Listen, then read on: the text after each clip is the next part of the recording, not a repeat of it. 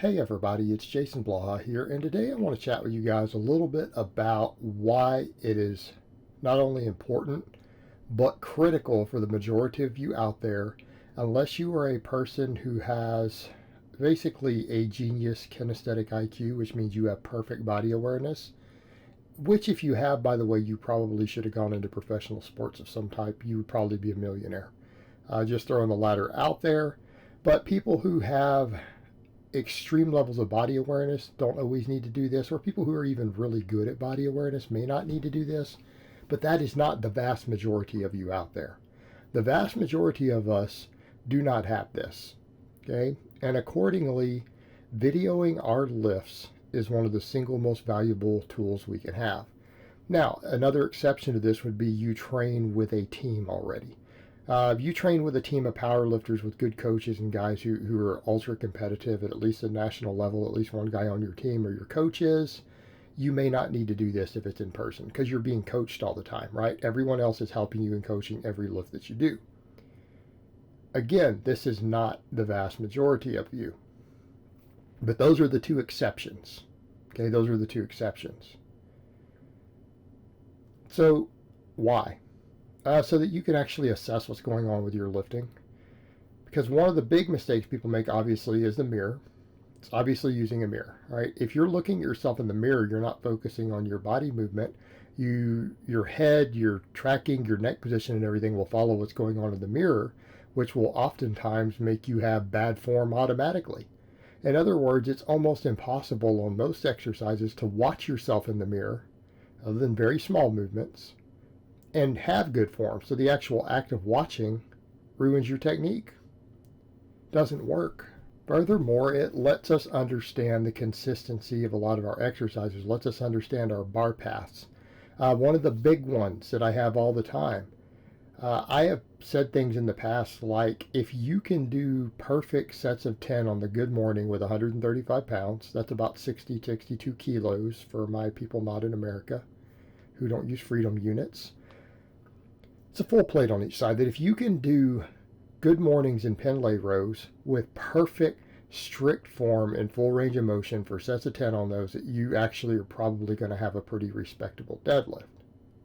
Okay? And then I'll get people who say, well, I can do that and I only deadlift 325. Well, you probably need to video yourself. Actually, you probably need to learn how to deadlift because you're probably a 400 deadlifter. You just haven't figured out how to perform the exercise. You probably try to squat the weight up and bend your arms and stuff and have the bar 10 inches too far forward. But that aside, assuming you know how to deadlift, I don't believe you. You need to film those lifts. I promise you, you're cheating or not doing full range of motion. And this is kind of the point with some of that. The problem we have is that the majority of exercises have an ambiguous range of motion. You have to rely on feel to know your range of motion. And if you don't know what that range of motion looks like, you don't actually know what it is even based on feel. Now, once you box squats, for example, deadlifts, bench presses, they all have terminal ranges of motion, assuming you set the box correctly. But if you've never filmed yourself, you don't know if your box is even to depth for a box squat. So you're still going to be required to photo or film or something, right? You're still going to be required to do that. But yes, those exercises have a terminal range of motion, and it can be hard to cheat if you do them correctly, right? So you know the full range of motion in what you're doing with the exercise. Bench press, when it touches your chest, you're at the bottom, and when your elbows lock, you're at the top. A box squat, when you sit onto the box, you're at the bottom, and when you stand up straight and your knees lock out, you're at the top. Okay, a deadlift, although people don't seem to know how to lock a deadlift either. Deadlift, when the bar is on the floor, you're at the bottom. And when your shoulders are behind your hips, when you stand up, you're at the top. A lot of people don't seem to know that. They soft lock the deadlift where they're still like 4 inches from lockout and they think that they locked it and they do rep work that way. Then they wonder why they miss a big lift when they try to max and everyone says it doesn't count. Well, that's why. But those exercises have terminal ranges of motion. Most don't. Okay, most don't. And unless you observe yourself, you don't realize how much you're cheating. Good mornings, perfect example, right? How many people do a good morning and they don't go all the way down? The majority, they have no clue. I mean, ideally, we'd like to get our torso almost parallel depending on what position you're doing and exactly which variation. Even your Romanian deadlift, it's an ambiguous range of motion. You could think you're going pretty deep because you feel the stretch in the hamstring because that's the goal. But you might only be going 45 degrees. Your torso might be 45 degrees from the ground. Till you film it.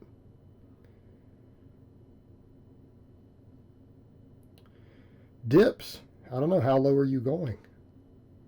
Because we could look at the dip and say, okay, it feels a certain way, but what's kind of is our ideal safe position? Probably to be about parallel. Probably to be about parallel. But if you don't film yourself, you don't know how deep you're going. All right, this becomes a problem for progressive overload because how is it that we judge if we're making progress on an exercise? Even if our goal is hypertrophy, even if you don't care that much about your 1 rep maxes, okay, fine. You're just trying to get jacked. Well, how do you know if your program is working? Muscle growth is slow. You can't look in the mirror every day or week to week and decide your program's working or not. That's not going to work too well, is it? Because can you even gain a pound of muscle in a week? No. It's impossible without drugs. Never happened. Never occurs. Even in laboratory studies, you're not gaining a pound of muscle in a week. Gaining ounces or grams at best. Hey, the mirror's not going to tell you how fast you're making gains. Your progression is. Right? Could a weight, whether again a body weight dip or a weighted dip, has your 7 rep max turned into a 12 rep max? Okay, that's a good indicator that you've made progress. If it's the same exercise. Did you used to do 10 reps with 100 pounds? Now you can do 10 reps with 120 pounds. Did you put 20 pounds on an exercise? Okay, this is how we judge progress. But most of these exercises, the range of motion can be ambiguous. Okay, your dips might not have improved because what you were doing 7 with or 8 with before that you're now doing 11 or 12, maybe you're going 3 inches less deep. And unless you video it, you don't know. Unless you video yourself from time to time, especially your hardest sets, you have no idea. Same thing with the rows. The rows are a big one. Lots of guys, oh, I do this amount of weight on rows. You're full of it. I can row this much weight. Till they film themselves. I had a guy do that, a regular poster, a reality ray. It said something like, oh, well, I can Pendlay row 300 whatever pounds. And I told him, no, you can't video it. Like if you can Pendlay row that kind of weight, you're probably deadlifting 600, 650, 700 pounds. Which was ludicrous to him, right? And then he filmed it and he's like, you're right, I'm cheating and flopping everywhere. Okay, I have a client, we just went through that again, hadn't been filming his rows, claimed, oh, I can do this much weight now. Like, well, film it. Yeah, he's got it. He needs to take weight off the bar. Okay, he's cheating. And the issue with it is not that cheating automatically makes you gain less.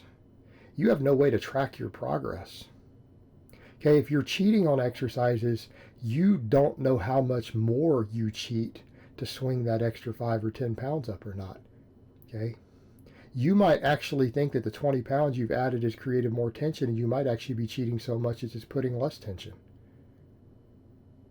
on the muscles that you want. People say, well, what about all the hips and all that? Dude, those such a partial range of motion, you're not really hypertrophying them. So if you're not videoing this stuff, how do you actually know? How do you actually know? And that's the thing that baffles me, is that so many people, we have access to the ability to video now. That's the ironic part. When I say, oh, I lifted this amount of weight in whatever year, people will be like, well, where's your video? And I'm like, right there with my spaceship. Nobody had cameras. You guys crazy? Nobody had video cameras on their phones 17, 18, 19 years ago. That technology didn't exist. If you had a camera, it was a big ass thing. Like it would have taken your whole gym bag to get a camera. Then you would have to plug it in. Like you need a wall outlet to plug it in and have somebody to hold a 30, 40 pound camera. Okay, that was the level of technology. And I'm almost exaggerating, but I'm really not. I remember that level of technology. We didn't have cameras on our phone. We didn't even have text messages then. So people will say that and I laugh, but then you look at it today, everyone has an HD camera with gigs and gigs of memory on their phone. Just set your phone up and video your lifts. It's so easy. It's so easy. It will make your life so much easier. Just video your main lifts, compare your stuff, put them on your computer, put them on a backup drive, have it to look at later. You can compare your form, your technique, your progression. It's such a valuable tool that if you don't do it, I literally don't understand why you don't. There's no reason not to. It's so easy today. And it gives you so much valuable feedback.